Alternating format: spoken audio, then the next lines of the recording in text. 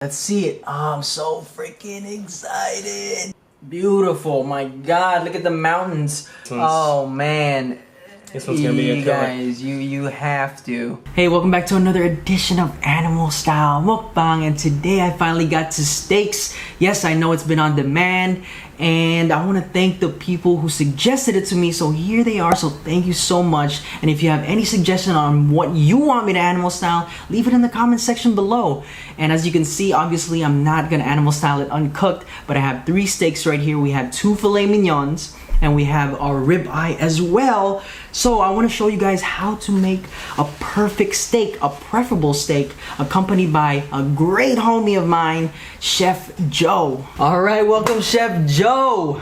Hey everybody, Chef Joe here. Appreciate you joining me. Thank you so much. Of course, thanks for having me. Yes. And also, if you guys want to skip this part, I left you guys timestamp in the comment section below, but I don't recommend skipping this part because I want you guys to try out the perfect temperatured steak recommended by Chef Joe. And it's so simple, so let's get to cooking. We got the steaks ready and it's about to be animal style, and I'm so excited, super hungry. We're both hungry, we've been waiting, and I'll let Chef Joe do the honors and cut it and show you guys what a perfect steak looks like. All right, let's go.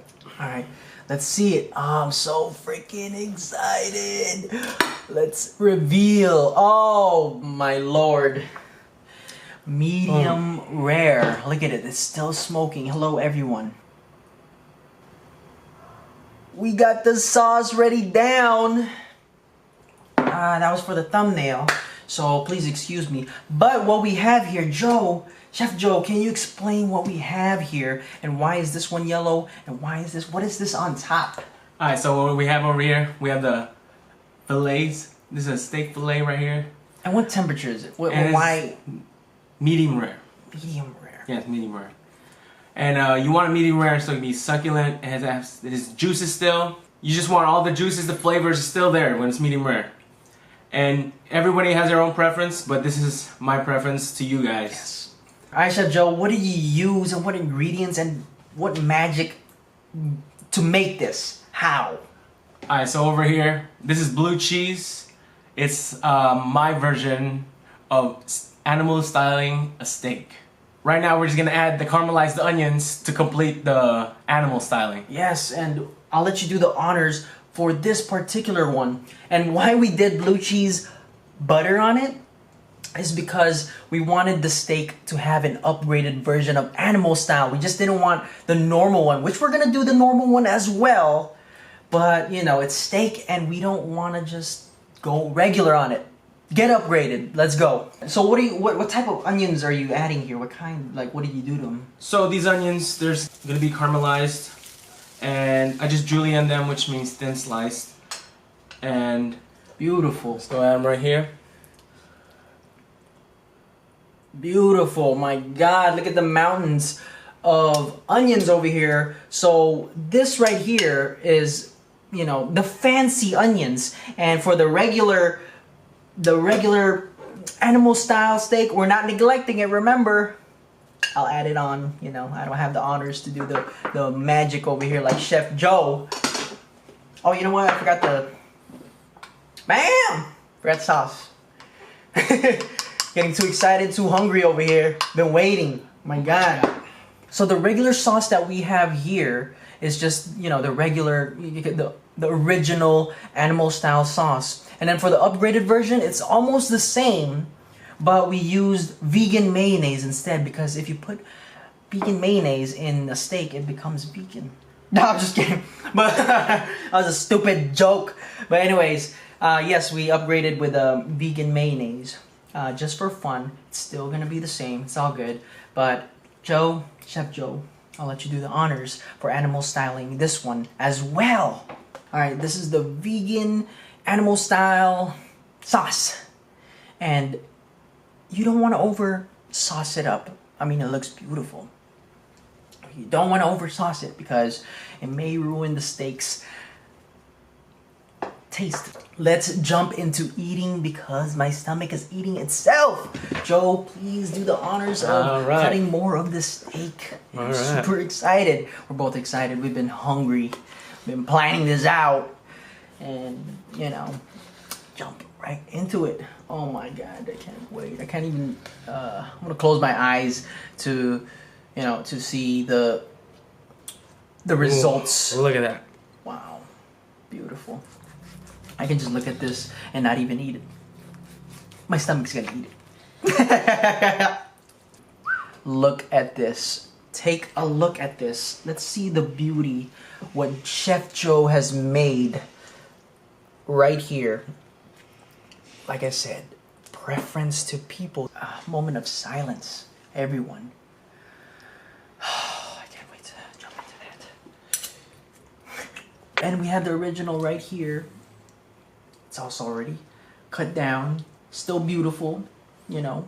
Originality does not get lost. Thank you, Joe, for cutting it. I know it looks a little messy on camera, but let me just show you guys what it really looks like.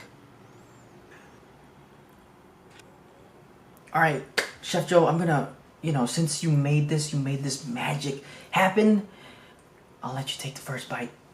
All right. Well, I want to try the ribeye first because that is my favorite. Yes. Oh, Lord. Here we go. Well, I'm gonna get my food because I'm hungry as fuck, dude. Oh my God, I can hear you chewing it, and I'm getting freaking jealous. So I'm gonna jump right into it too. Can you help me, guide me through this steak? All right, so Chef, before I take a bite into it, can you tell us what you did? Can you walk us through how to make this perfect steak? So, first of all, I started cutting these onions, thin slices, and I started caramelizing them. How is it? Go on. So yeah. oh, and then and then I started seasoning the steaks. What ingredients did you use? So I used blue cheese for the crust, and I used salt and pepper only for just seasoning. That's all you need. Just a good amount of seasoning. Then you sear it high heat, like you want the oil to be smoking. You want to hear that sizzle, and then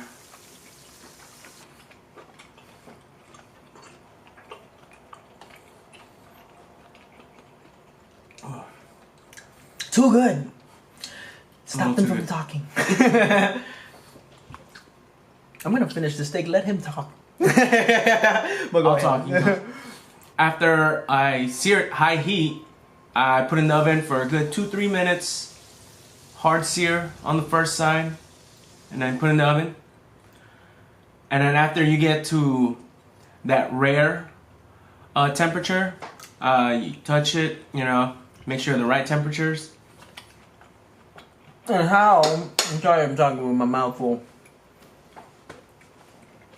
Alright, so what tools do you use to identify the temperature of the steak? Because this is like freaking perfect medium rare, and medium rare is my preference as well. So what I would do for anybody, or when I teach somebody how to check temperatures, is your hand right here. So I would touch this area of your hand, your palm, and just by touching it, that's the rare. That's like the feeling of how rare a steak's gonna be when you touch it.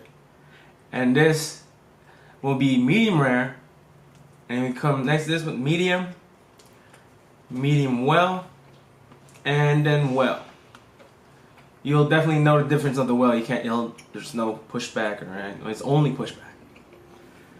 2 minutes, 3 minutes, just let it rest on the board, let the juices come out, and then you add the cheeses, the blue cheese, the blue butter, and then you stick it back in the oven for that nice crust look on both original and Chef Joe style. So I'm about to eat the original. Look at it. You know, it doesn't look bad, but let me see the comparison with the upgraded animal style. Freaking amazing still, you know. I thought, you know, seriously, I thought this was gonna be like, I was scared of animal styling it, and my God. Yeah. My guy, Chef Joe. You're right. The original is just as good. Like blue cheese, not for everybody. But if you do like blue cheese, oh my god, it's a really good way to try your steaks out. You know, yeah, definitely you can, you know, with animal style, you know, it's your creation. It becomes yours, so you can use any type of cheese, and we preferably use blue cheese. Like the same with the temperatures, you could use, you know, you could have any other temperatures that you want. And for us, medium rare is the perfect succulent form of taste. But how we know, or how Chef Joe knows about steaks, like in general, that this much, because him at first, both used to work in a steakhouse. Yes, he learned everything from the basics there. He walked the ladder of success, or not climbed the ladder of success, using that method. Now he's here helping me create this steak. But yes, I used to work in the steak business, hospitality business, restaurant too, and I love steak. Chef Joe, can you tell us a little bit more about your culinary background and how you got into it? Because y'all might be interested. So the way I started was honestly, I asked myself that question: what did you want to do at the end of the day? No matter what, have fun. Doesn't matter what you're doing. And it was cooking. You know, where every day you're gonna come in and love what you do. I went to culinary school. And after culinary school, and so I didn't get success immediately. It took me a good 2-3 years to really like dig in, put my head down and work, and I started learning from different chefs. But as long as you have a positive mentality towards working and taking initiative in what you're doing, taking everything you're learning in the kitchen, and then putting in your food, you should be fine. My God, wise words from Chef freaking Joe. Gotta give you a clap on that one. That was amazing. That was motivational. But you know, whatever he's saying right now, I actually got to witness it, which is so amazing because I worked with him and it's crazy. It was so much fun. Now, I'm not in the business of culinary. I'm more of just the restaurant business in front of the house. And I was working there, and thank God for Chef Joe over here. He actually interned first before actually, you know, getting into the culinary lifestyle. So what he did was he interned. Once he interned, for about 4 months, right? I don't remember. Around three months, and he was working for free, pretty much. You know, testing him out, see how he does, and the chef likes him. You know, and he finally got the courage to actually speak up for himself to be hired, and he got hired because the chef liked him. And as of today, we still know the chef, still good friends, great mentor, amazing person. And once he first got hired, he contacted me, contacted each other, and I was like, oh man, please, I need a job. And he got me the freaking job, and I'm so happy. It was, I started off as a busser, yes, and I moved my way up to busser level 2. Just like whatever that means. No, yeah, I started off as a busser, and, you know, I did the dirty work, moved my way up, good money, and after that, you know, it's hospitality. But yes, it's not really about me right now. It's about Chef Joe. So, like, what you know, how was the adventure like during the culinary experience as you know, moving up to a chef? Well, that experience was very fun. First of all, it's very fun. You shouldn't ever see it as, oh my God, so much work. Oh my God, you just gotta embrace that challenge, that work ethic. You gotta have that work ethic. You know, like not everybody is meant for that life. So you gotta make sure you love what you're doing, or that is not the job for you. Yeah, definitely. That's like just in general too. That's not even like, that's true. You know, but you know, witnessing the culinary lifestyle, It's not as people think it is, where you wear a chef hat and freaking you cook like all fun and games. You laugh at salads and it's more glamorous. Yeah, glamorous stuff, right? Nah, behind the scenes, tell them what it's like. Here's a beautiful piece for you, chef. Thank you. What it's really like is it's really hot. At all times. No joke. But, if you can't take the heat, stay out the kitchen. And, so it was just, it's an everyday life. That's just every day, it's its own lifestyle. Your life is gonna revolve around the weekends. Your busiest days are gonna be the weekends. That's gonna be where you're most pressured, and you're not gonna have your weekends anymore. Or some of your holidays. You're definitely not gonna have your Valentine's Day, and especially New Year's Eve. But it's the joy and passion of making people happy with what you're making, and Chef Joe, just enjoying what you do. passion. So, well, you heard it here first from Chef Joe, why he became a chef. And it's so amazing because he's passionate, And, I appreciate him freaking coming over here, taking his time, making this amazing steak that we thought, or maybe just me, that it was going to be a fail. Because that pizza one was a fail, oh my god, on animal styling. But thank God Chef Joe's here to control everything. So I appreciate it. But why medium rare, chef? Like, I'm just wondering, I because working, I used to like medium well. But then since I worked in a steakhouse with him, I got to learn to step down my temperatures and step up on the quality of the steak, which is medium rare. I was scared of it at first because, ooh, it's too bloody, it's too red, but it makes it medium rare. What's so special about medium rare? So medium rare, you still keep all the intact flavors. It's like the quality of the steak. You don't want to ruin it by cooking it more and more. You still want to keep all that quality. See, it's right here. It's a nice looking steak, nice marbling. Marbling is kind of like all that fat, that juice that you want on each steak. And that is what you want to be tasting, because that's the part that's noticeable compared to medium well, where you cooked off all the fat, the juices. Compared to medium rare, you still have all that fat, all that juice, equals flavor, and you get a great steak, medium rare. And if the blood does kind of, I guess, Seep out. That's fine. You could definitely medium. I would say medium, maybe like on a larger steak, if you're not feeling it. You're not feeling that, it's a little rare flavor. But try medium rare first, and then you can judge it for yourself. How about that? Yes, definitely. And man, he knows his steak so well. He actually, to become a chef, you actually must know the kitchen. Yes. Right?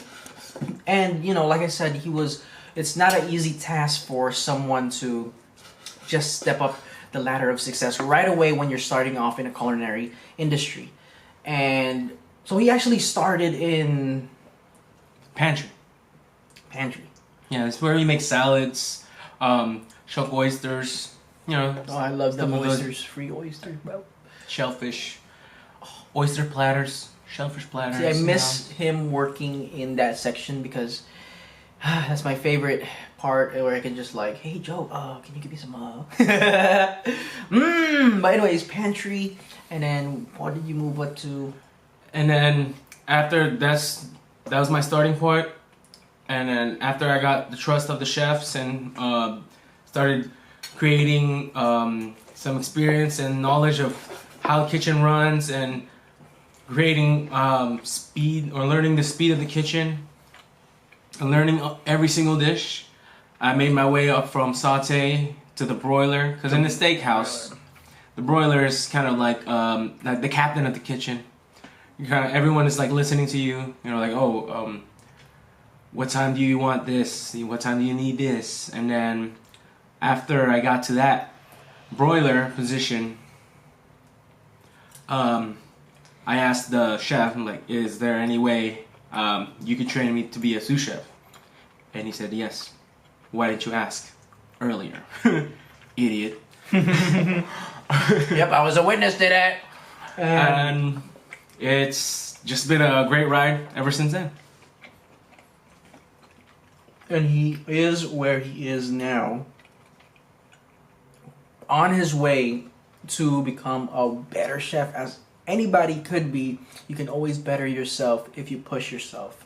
Wise words from Chef Joe. You know, take his advice. It's amazing. It's really good. You know, the experience that he went through was just a lot because it's not just, like I said, you know, you can't snap your fingers and you're freaking a chef. You know, it's a lot of hard work, and you know, it's possible that you don't have to go to school to become a chef, but he chose the wise route, and it made him to where he is now, which is the fun life, because it's even gonna get harder from here. Well, let's see the steak. How's it tasting right now? How, like, did you think this was like, or did you think this is a fail? What do you think? No, I think it's great. I think the flavors definitely came out. So with the blue cheese, what flavors that I was looking for was kind of like a pungent, kind of like a dry, aged, very gamey taste, I can say. But even the cheddar, the normal way, was actually as good as the blue cheese, because the blue cheese was kind of meant for people who like that pungent flavor in cheeses, and then that regular cheddar cheese probably for almost anybody, even kids, would love that original style. So I think it was a great success, and we got our temps correctly, and they tasted great. Yes, I do agree with that, and I 100% recommend trying the steaks out. And you saying all that makes me want to steal your steaks, because you're stealing all of them. God damn it! So Chef Joe, what is the next move for yourself? Because you know you could be saying all this, but what's your culinary future gonna be like? So, well, right now I have been applying to just move on to just try different cuisines, try different outlets. So right now I've been looking for a place, and just, you know, you should always want to like better yourself or try something new, and just try meeting different people and working with different people, so you have more to work with and to show people how great my skill is going to be after working with a lot of different chefs, different cuisines, and just traveling. I think traveling is a big part of being a great chef. Oh man, you could just like freaking travel with your tongue. That's what I want to do. Like my taste buds, I want to taste the world, you know. And the chef, he wants to build the foods for that taste buds.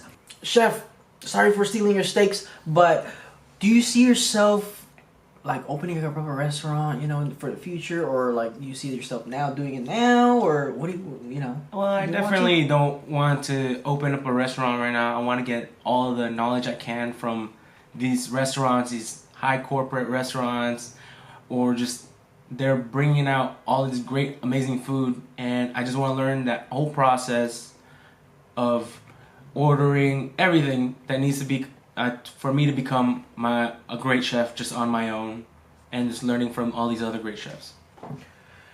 Oh my god, amazing to have a chef as a really close friend, because it's gonna freaking, you know, wise words all the time. Yes. All right, that was amazing, Chef Joe. Oh man, we are stuffed, and you know, I do recommend trying it out. Just don't overdo it, you know? Take the wise words of Chef Joe here. And I want to thank him so much for coming by, showing us how to make the perfect steak. And to me, it was amazing. Yes, it was perfect. Definitely. So, and I hope you guys get to know just, you know, from what he said, just a little bit of background on if you guys are trying out culinary. Just a small, teeny bit of the culinary lifestyle. And it's not fun and games, you know, it's not all fun and games. But deliciousness will come by either way. And you will meet people like Chef Joe. So thank you so much for coming by. Of course, thanks for having me. Yes, man, appreciate it. And I want to thank you guys for watching. Thank you guys so much. We always appreciate you guys. And if you guys like the video, please give it a thumbs up and subscribe if you haven't subscribed, and turn the notifications on. And comment section's always open. I'll see you guys next time. Peace. Peace. Hey everybody, Chef Joe here. Again.